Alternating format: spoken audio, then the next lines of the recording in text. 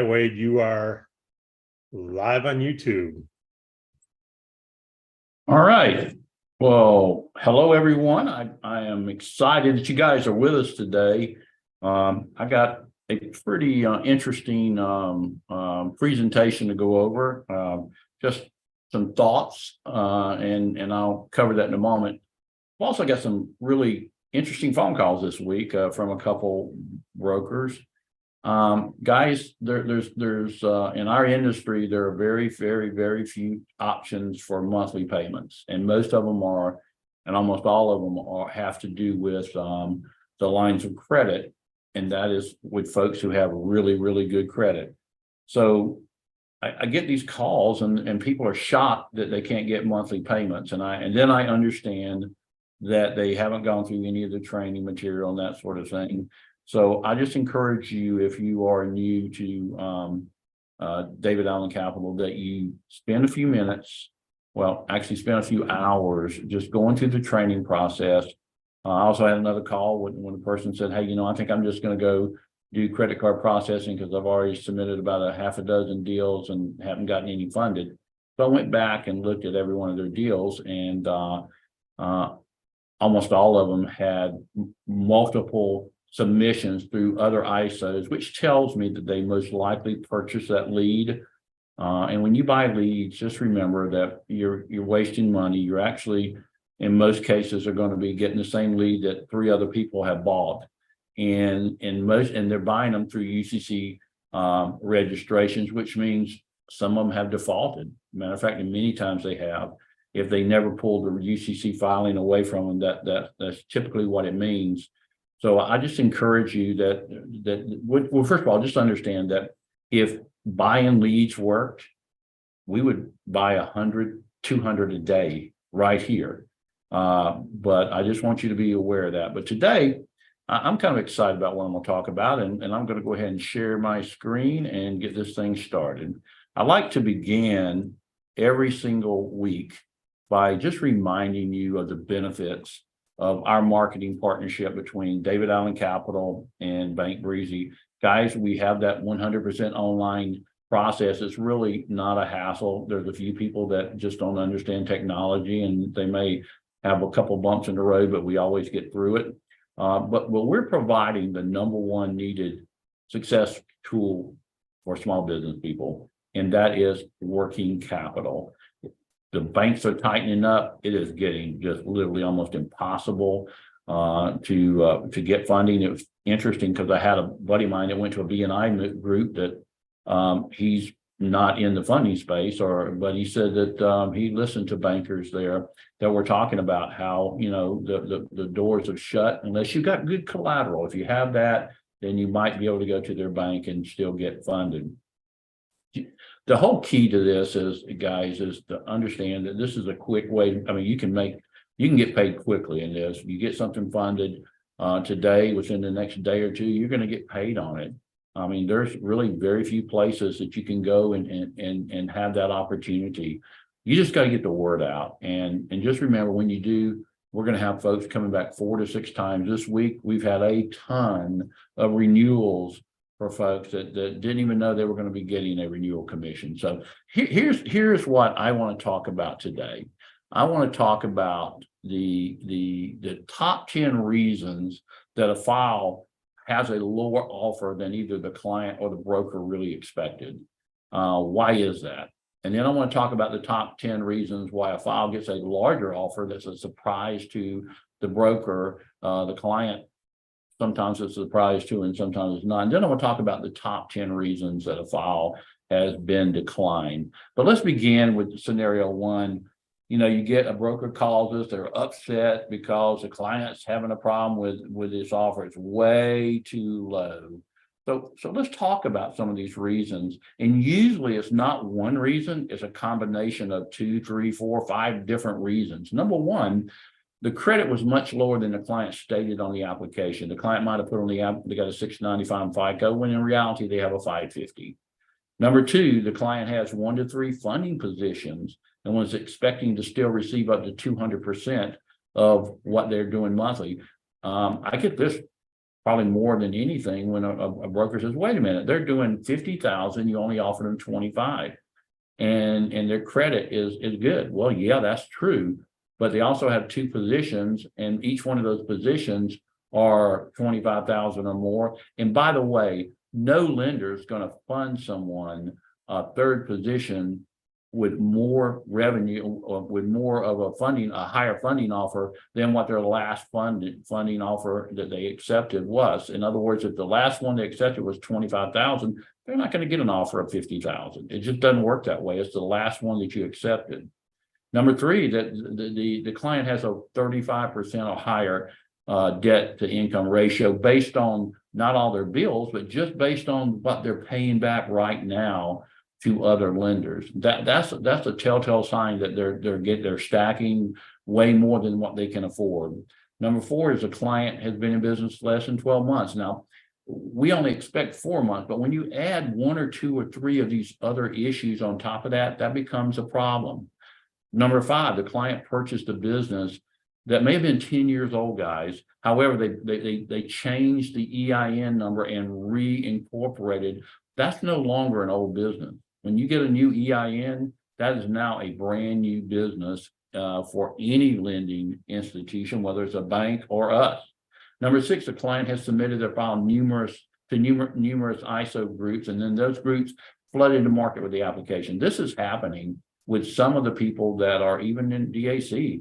You're submitting to us an application, then you're submitting applications all over the place. Be careful because you're going to drop that person's credit score like crazy, because not all lenders out there do just a FICO check. They tell you they do, but then when an offer is accepted, they do that hard offer, or they may just do a hard offer even though they're telling you that they want it. Plus, if you're flooding the marketplace with it and you're doing a California deal, a New York deal, a Utah deal, 9 states, you better be really careful what you say and do with that file.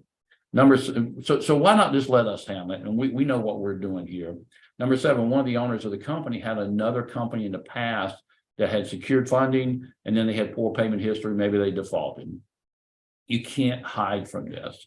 If you're an owner of this company and you go become an owner of another one because this one got shut down because of the fact that you didn't pay anybody, especially if you had a default, that default is going to follow your Social Security number. Number 8, the month-to-date bank transaction report shows that the client dipped considerably in the monthly revenue versus the previous month. So let's just say that here we are on the 11th of October, and you had really good revenue for the last 3 months. And then they do the bank verification. They look at your month-to-date revenue, and you may have had 25,000 every month, but this month you got 2,500. You're not going to get it funded. If it dips this bad, on the 10th of the month, they're going to wait and see what you're going to do in latter parts of the month. Plus, they also look at the last 3 months and say, when did that revenue come in? Well, if the revenue came in the first 10 days, a lot of it, and you don't have it now, you've lost clients, something's happening. So just keep that in mind. And then, of course, the number 9 is client recently stacked another lender. The rule of thumb is that if you stack somebody in the last 30 to 45 days, you're going to have to wait 30 days before you're able to get someone else to look at the file. Nobody really wants to come in and be that third funder, but I can also, or that second funder, really, unless it's been a while and you're making good payments on the other one. And then finally, the client has revenue that is consistently up and down like a roller coaster. That happens a lot in the seasonal business. Like you may be doing landscaping, but you're in a climate area that has a lot of snow and that sort of thing, like a Michigan area. They're going to ask for the payback months. Payback months means that you're getting funding today in October, but you're going to pay it back through November, December, January, February, March, April, May. So they're going to ask for the previous year's payback months so that we can look and see if you really can't afford to make these payments at this time. So that's scenario number 1. Here's scenario number 2. A broker is surprised to receive a larger than expected funding offer. Well, here's some of the reasons that you get these larger than expected, and it's usually a combination of a lot of them. Number 1, it's a preferred industry. Right now, Some of you are submitting nothing but real estate and trucking. Trucking is the most volatile industry out there. As I told you in previous conversations that we've had on these Wednesdays, some of the lenders out there are experiencing between 53 and 65% default rate. So why would they stay in that space?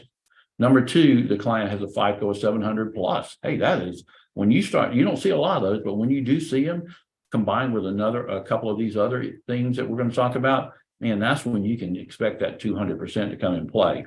The client has a daily balance of $750. So that's one thing that's looked at. Daily balances are under $100, and you're trying to get a weekly of 1,000 a week or 200 or 300 a day. How can you really afford that funding? So that's something that's looked at when you get these 200% offers. Excuse me. Number four, the client has no current position. It's a clean piece of business. Number five, the client's been in business for over 2 years. Number six, the client has a clean background. Number seven, and by the way, that clean background means that they don't have any kind of criminal issues there. They don't have any kind of defaults or anything of that nature.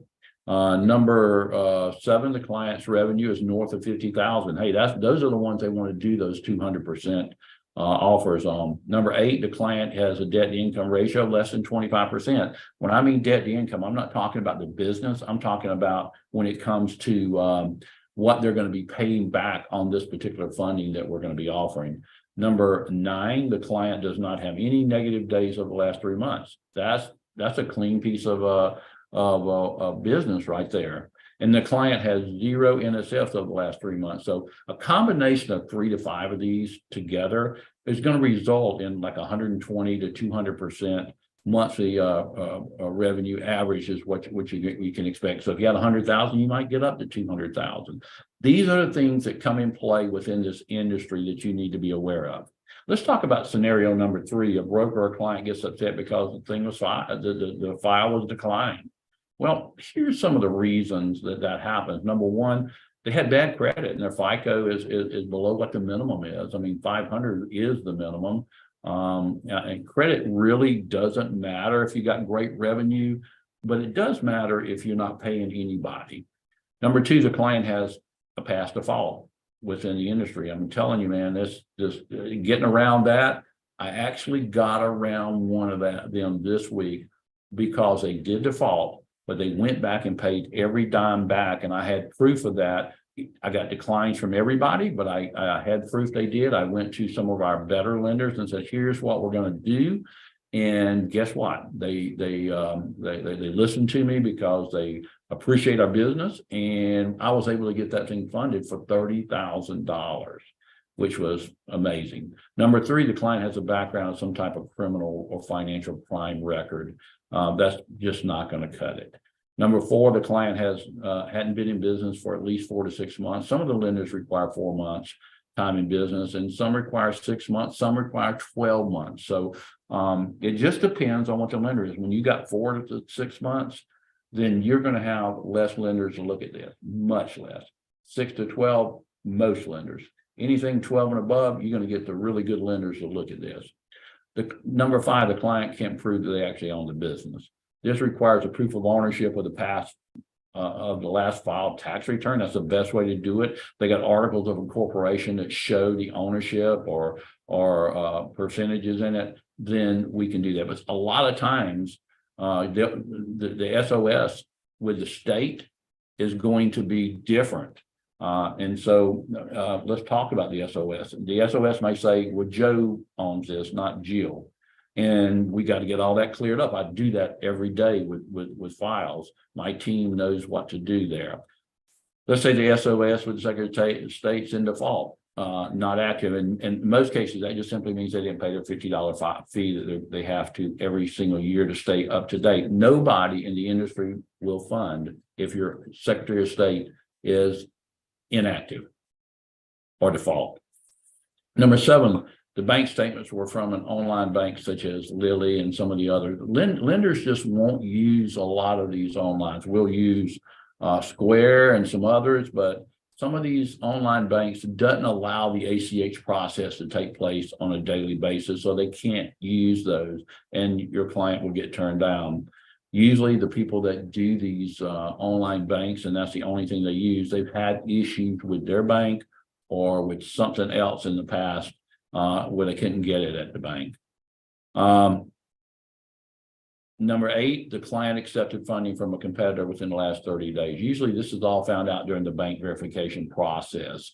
So we look at the bank, let's say that somebody's getting funded today, and we find out, we didn't know that they just got funded last week with a certain lender, and that changes everything in the offer, and they're going to be declined in most cases if they've taken money during the bank verification process when we find out over the last month to date, I should say.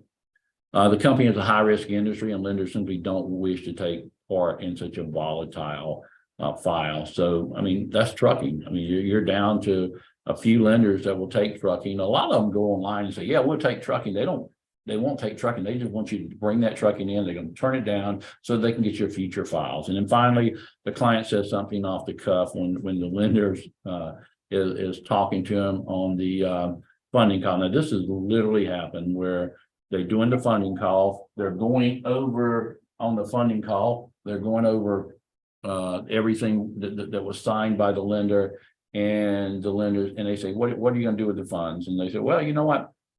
I'm actually going to loan it to my daughter, or I'm actually going to just take a vacation. And I'm thinking, or they may say something real crazy, like one of them did that says, well, I'm going to take off next month, so I won't have much revenue, but this funding should help me get through that.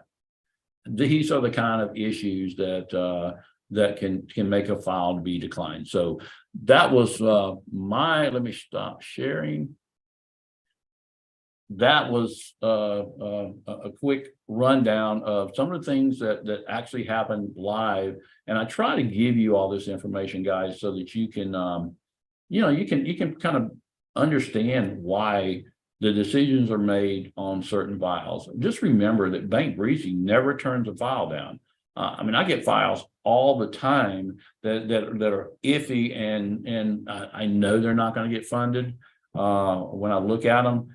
But I go ahead and send them anyway, because I don't want to make that decision unless I am in a position where I already know that this person everybody came back as a default, and one lender came back, and it's a particular lender that does this, that doesn't do any of the backgrounds until the end, and then they all came back as a default. Then I'm not going to go ahead and make that offer. I look ridiculous when I make that offer. We make people mad when I already know that they're going to be defaulted, and they're defaulted, and they're going to be turned down. So anybody have any questions? David, you got anything you want to talk about? Well, we got a couple Wade, of people. if you could just wait real quick, if you don't mind, for the newer people, if you can explain what stacking is and multiple positions. Sure. When in our industry, if you go and you get a funding, a lot of times not lenders, but brokers buy leads, and they come back and say, hey, you just took a funding for 25,000. We'll give you an extra 10,000 if you want it today at a crazy rate, but they'll give it to you. Well, when you do the funding call with a lender, they always say, do not stack us. If you stack us, we have the right to call the note, and they never do, but they tell them that. And if you need more funding, if there's an issue, call me and we'll do it. So stacking means that you stacked another lender on top of this lender without telling the lender you just got the money from.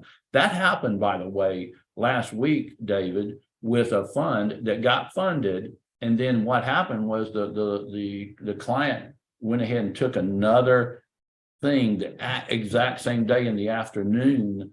But see, what they didn't understand is our lenders, most of them, they look and see what you've done over the next couple of days to come, because that link is still good on the bank verification, and they see that you took the money. They took it back, and they said, forget it. You're not supposed to stack us. So that's what stacking is. And multiple positions means that, and it's okay to get multiple positions, because we've put second and third positions and sometimes fourth out there. but you don't do it in the first 30 to 60 days. You just don't do it. It's not allowed in this industry. Does that help, David? Yeah, it does. So it's multiple positions are possible as long as you disclose it to everyone involved, all the lenders involved. Stacking, some people, like you said, they'll try to get 3 loans all the same day and hope Yep. none of the lender, they're all approving as if you have no loans, but you end up getting 2 or 3 the same day. It's fraud. It's fraudulent activity, and every lender doesn't allow it. So you're actually violating the terms as you get the money. You're already violating. Correct. Yeah. Okay, cool. I just wanted to, I love the top 10 list. It's fabulous stuff. Good information. I just know some of the new people maybe didn't know what stacking was. So thanks for sharing Sure. that. And I know we got some hands up. Morgan, do you want to take the lead on the Q&A session? Yep, sure do. So Jimmy, you can go ahead and unmute yourself. Okay, can you hear me? Yes. Okay. I have a quick question.